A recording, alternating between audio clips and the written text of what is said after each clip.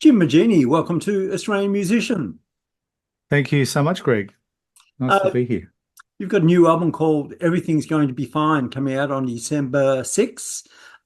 Is everything going to be fine? Are you a hopeful person? Yeah, yeah. I am actually, yeah.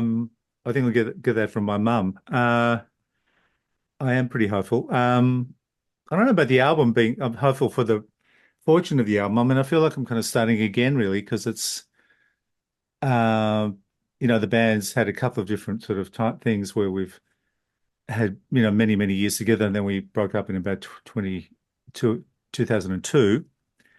And then we came back together in 2017 again after 15 years, and then stayed around for 5 years, made a couple of records, and then went off the charts again.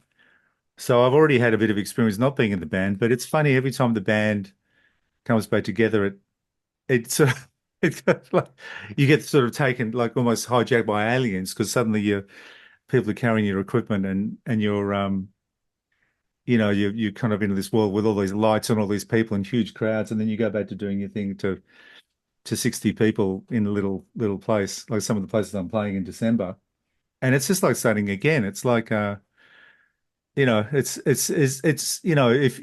but it's all part of the same thing. I don't see it as being any different playing to a big crowd or a small crowd. It's just like you're playing music and you're in the act of performance, you're in the act of playing an instrument, you're sort of transcending your normal day. So I don't really see it as being terribly different. I don't really have any existential crises about this sort of stuff anymore. So, what about the transition to a front man and having to chat in between songs? Has that been a bit of an adjustment? Yeah, well, I've had some experience now. I've done it quite a bit. I've I enjoy that part of it actually because I think the audience is once you realize the audience aren't there to kind of they're probably not judging you as harshly as they think they are. I think it's a I had some singing lessons once and the teacher said, "Oh, well, they're looking at you, so forget about that." And they're not judging you nearly as harshly as they think they are.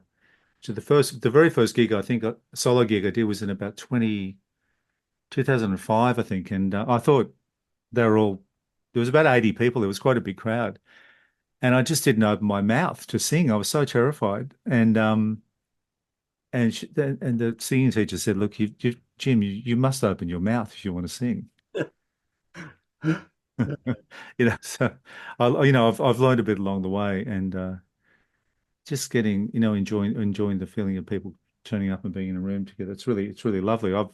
I've spent a lot of time in Ireland, and I enjoy that part of gigs in Ireland. It's very intimate, and people are just really with you. They're not, they're not really judging you. I mean, if people think I'm going to come out and play, read about it, on the electric guitar in the first sort of 2 seconds of the gig, well, they're probably going to have to go somewhere else. But I'm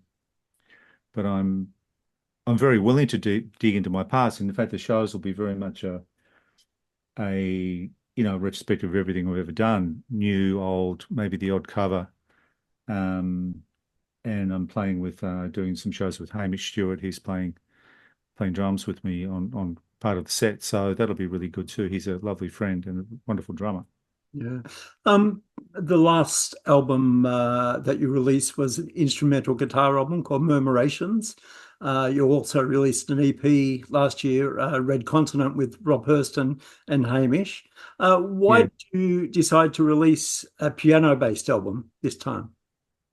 Well, it's just part of my I suppose it's a reaction against the instrumental guitar album. I thought, oh, now it's time to do some songs.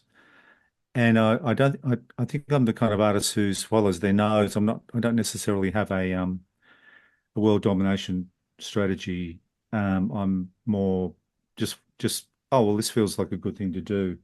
Um, this record came together actually during the COVID time, and I knew Hamish, and he had his drums in my recording studio. I've got a studio in Sydney called Oceanic, and he had his drums there, and I said, why don't we just go and do a bit of playing? He was in one room, I was in the other, and I was engineering, and I was playing and singing, and he was in the other room. And so, well, here's a couple of tunes. What do you think of these? So he went, oh yeah, and he pretty soon we'd have something down, and then He came back another day. We do another couple, then a few more days. And by the time we finished, we had about 10 or 12 songs.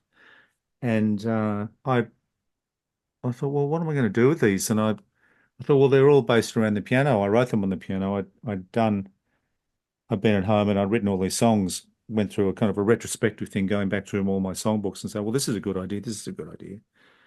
And I'll put them together and see what I can come up with. And written on the piano, and well, it's the piano. It's my Elton John record, really. I mean, if there is such a thing, for me. And I thought, well, I'll keep it pretty sparse. I'll just the John Lennon, Yoko Ono kind of Plastic Ono Band albums, totally one of my favorite records. And the sound of that record has always stayed in my heart, of just being really raw and in your face and simple. And no, not a lot of fancy overdubs or sonic textures, just very straight and very lean and mean. So that was always in my mind as well as a production Yeah. idea. There are actually a couple of songs that give me that John Lennon vibe. World Gone Wrong is one of them. I was going to ask if he was an inspiration. Oh yeah, yeah. I mean, like anyone of my age, the first music when I was a kid that really hit me between the eyes was the Beatles, and because I followed them all the way through, and I don't think there's ever been a better band or ever will be in that pop rock kind of world. I think they just the kind of diversity within that group and the people in the brand, and all the people that brought the different things to the table.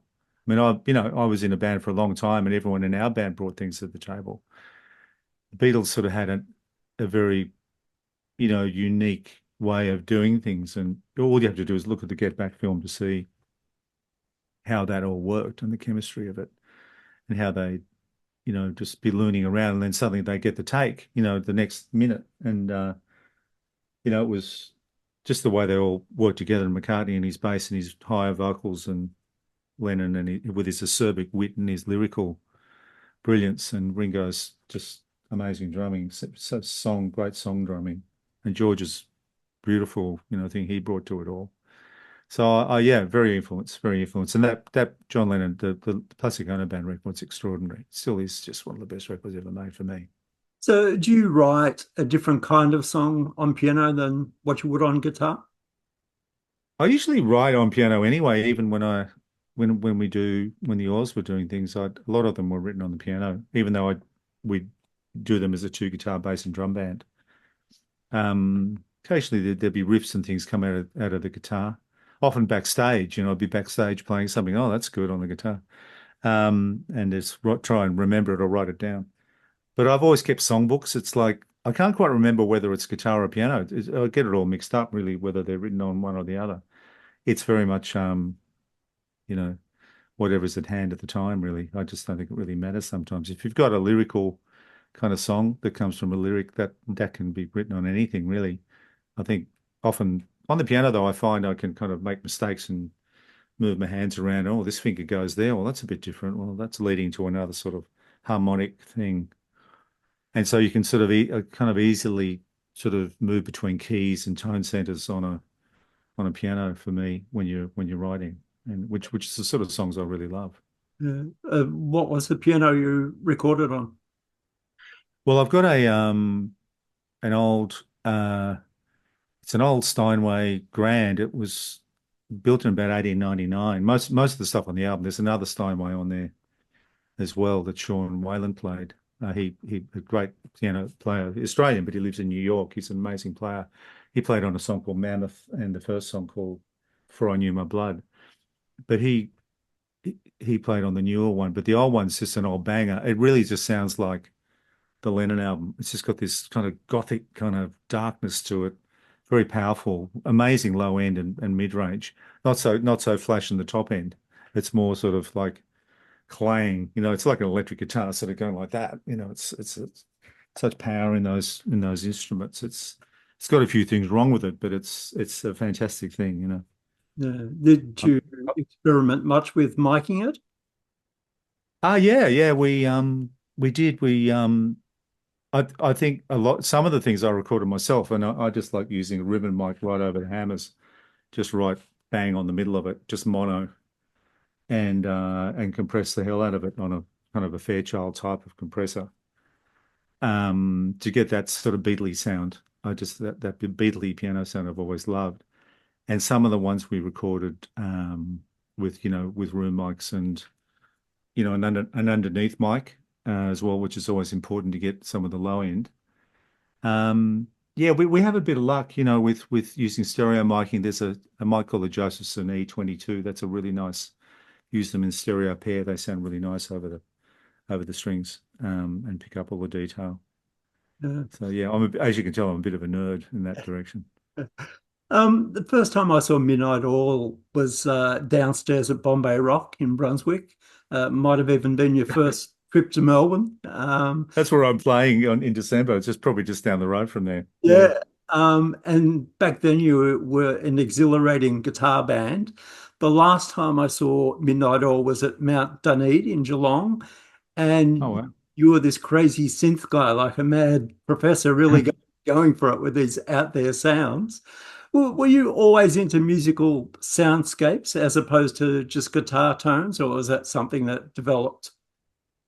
Yeah, it's a really interesting question. I'm not quite sure where it all comes from. I think when I was very, very young, I loved obviously the Beatles, and then I progressed to this Dutch guitar player called Jan Akkerman from a band called Focus. I loved his playing. I went to a gig. I was about 17, and the Horden Pavilion, the place was filled with marijuana smoke, and you could barely even see the stage for it. But he was just incredible, and I still love his playing. He just, when you first get something at that age, it stays with you all your life.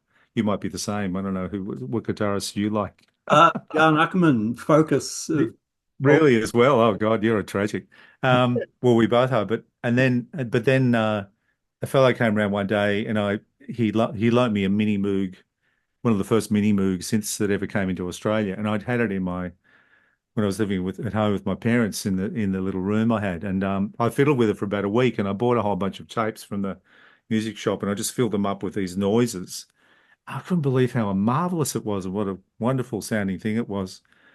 But I have more fun playing guitar, that's for sure. But I love the sound of keyboards and all the sonic stuff you can do with it.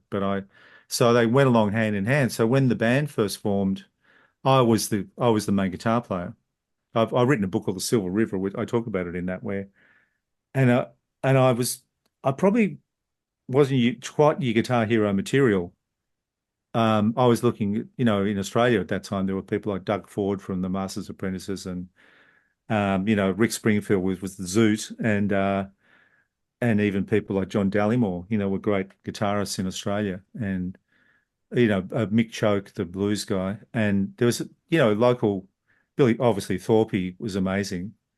And the kind of sound they could create was very powerful, kind of bassy sounds. Those Australian guitar amplifiers had a particular voice to them. So I love that kind of sound. That stayed with me as well. And you bring everything along with you really as you go.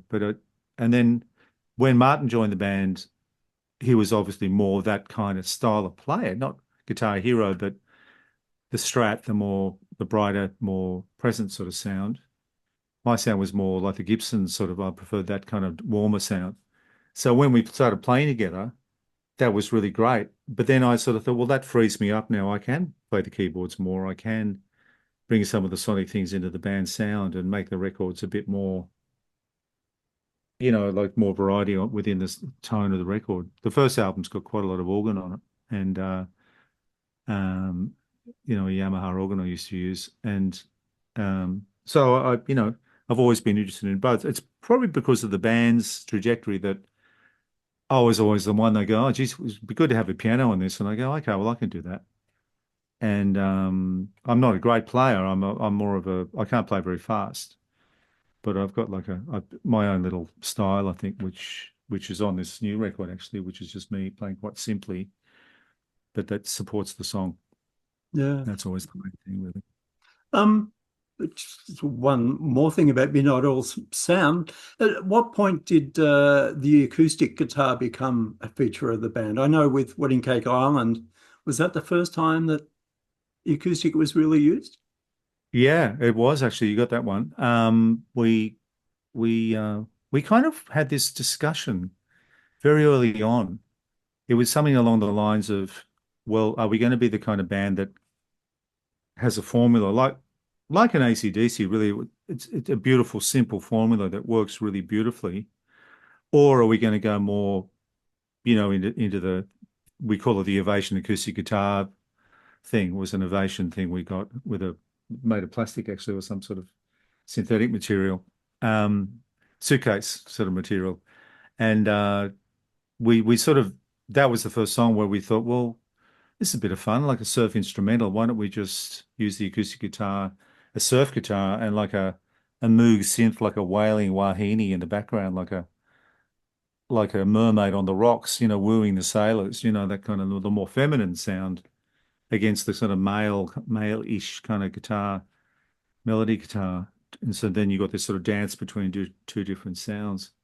And once that started, then the next album was Place Without a Postcard, and Glyn Johns had a couple of really nice kind of handmade guitars that he had in his house, and we sat across from each other and then played on a song called Lucky Country just in one section.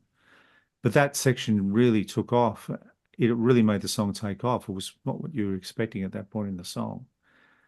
So then we kind of gradually brought it into the fold, and after that worked so effectively. And then the 10 to 1 album, we used it a lot. We really wanted to discover the best, the biggest acoustic guitar sound in the world was the brief. We were going to try and bring that into the sound, and which we did, and which really worked well with the really that kind of big 80s drum sound of the Townhouse studio in London that Nick Launay got.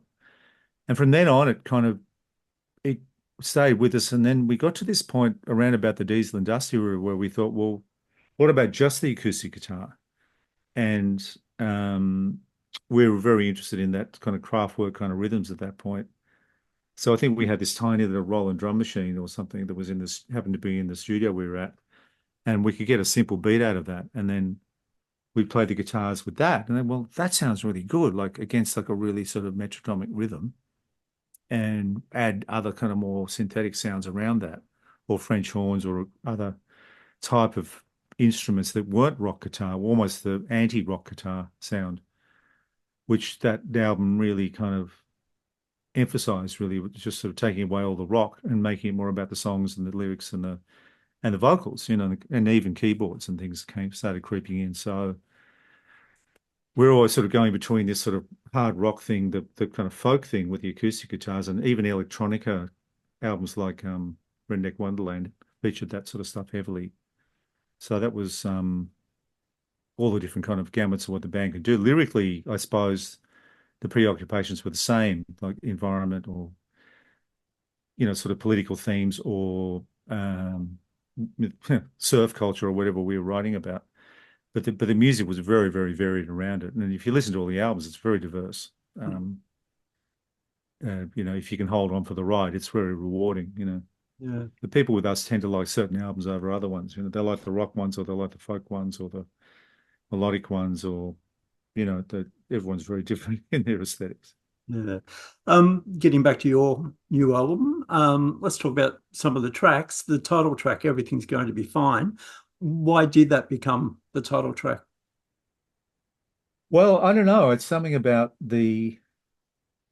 it's really the lyrics on the record really explore the world today. It's that sort of writing of what's happening now. I've always been interested in that rather than writing about lovey-dovey things.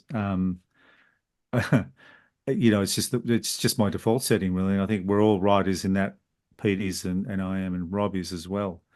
I think we realize we really suck at writing love songs. So I just thought, well, probably why don't I make a record where, it's all about, the world. And there's Everything's Going to Be Fine. It's really about people going, well, in being in denial about the crisis in the world. It's an ironic lyric, of course. It's not, as you can be in an artistic realm. Everything's going to be fine. Well, guess what? Okay, if you think that, well, it's probably not going to be. Let's get involved in things, and let's, people just denying the fact that anything's happening with the world, global warming and things like that. I mean, we're all waking up to it now, obviously.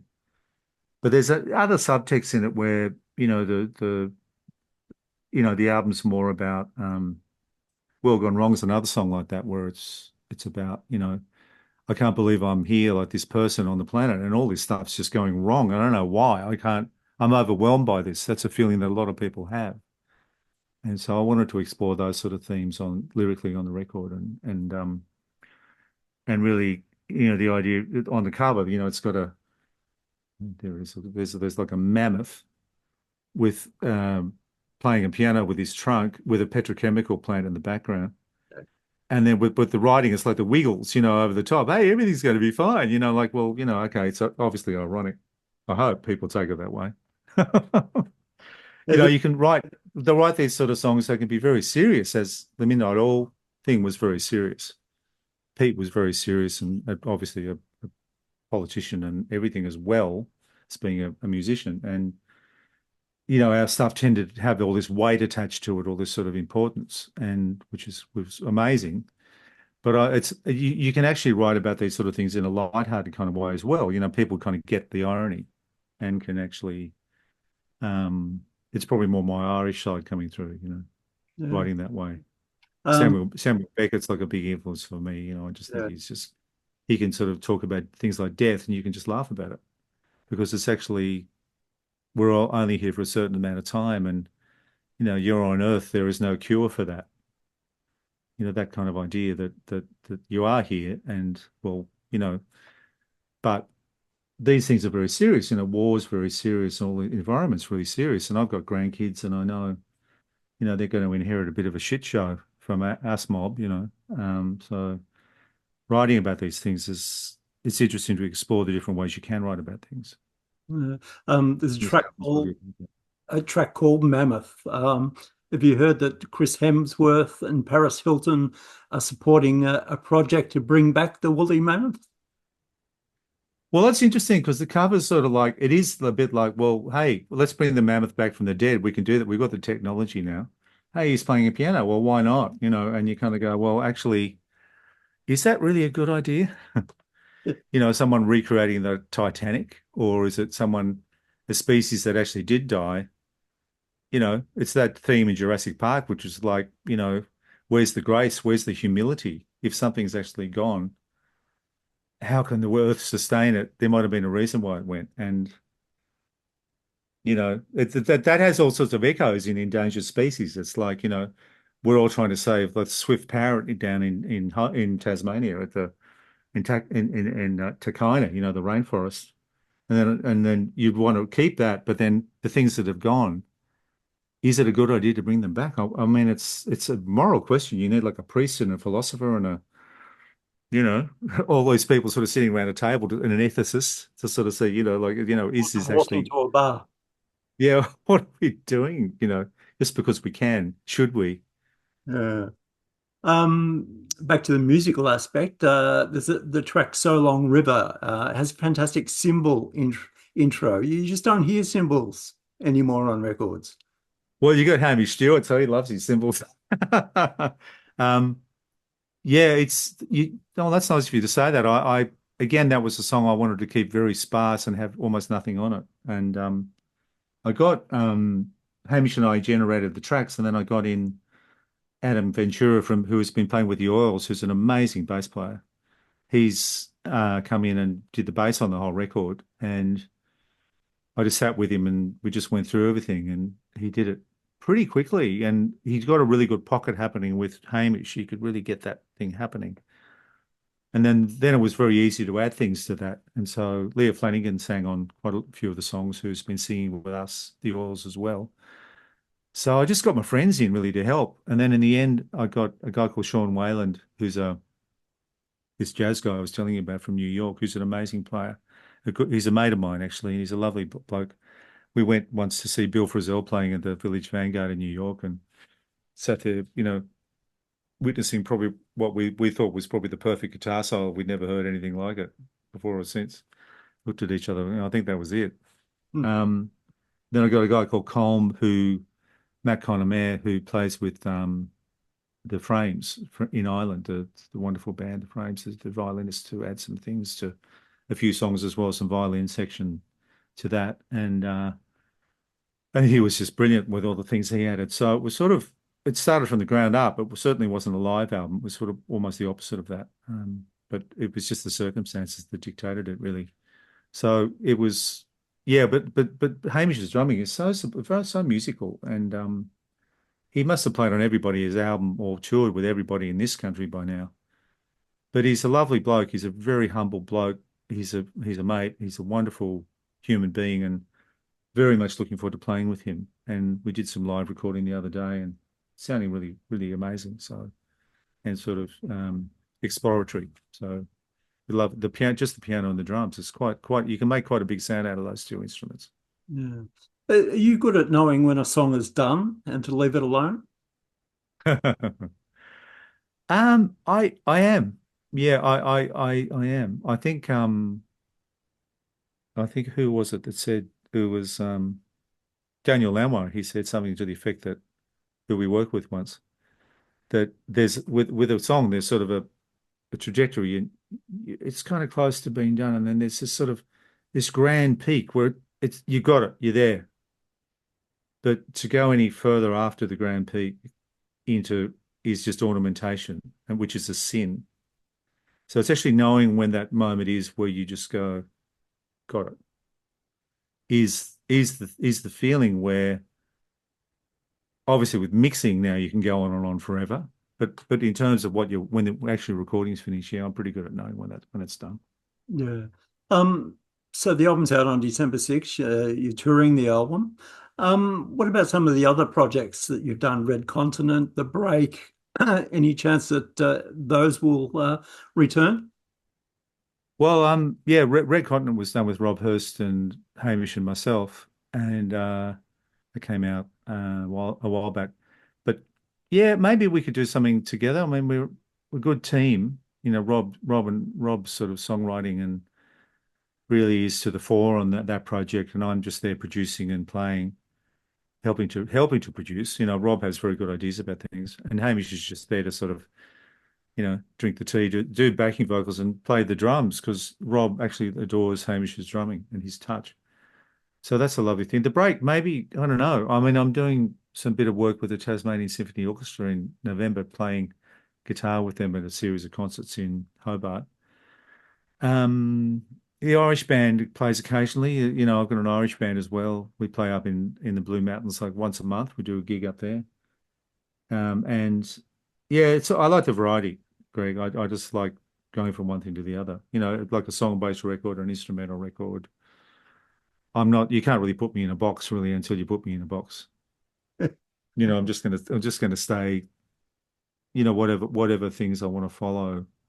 It's sort of the ultimate thing of having a good life in a sense of having the ability to go from one thing to the next instinctively without having any grand plan. I don't think there's many musicians in Australia that have the luxury of doing that, or it doesn't seem to be happening here that much. I don't think. I could be totally wrong about that, and I hope I get shouted down about that by people. But I'm very lucky in the fact I can go from like a bit of a musical magpie going from one thing to the other and getting deep into something and then going, well, that's fine, and I'll move on to something else. But certainly in terms of live performing, I feel like I'm making a new start. I just think I'm 68 now. You know, it's not normal that someone of my age would be even contemplating something like this. But music's the breath of life, and it keeps you alive. And you have to, if you have the gift or whatever it is that you have that you were born with or whatever, that you have to kind of honor it. You know, so I think playing on and doing something in a small kind of way is probably what I need to do and get better at it. You know, it's always the plan. There's always hope.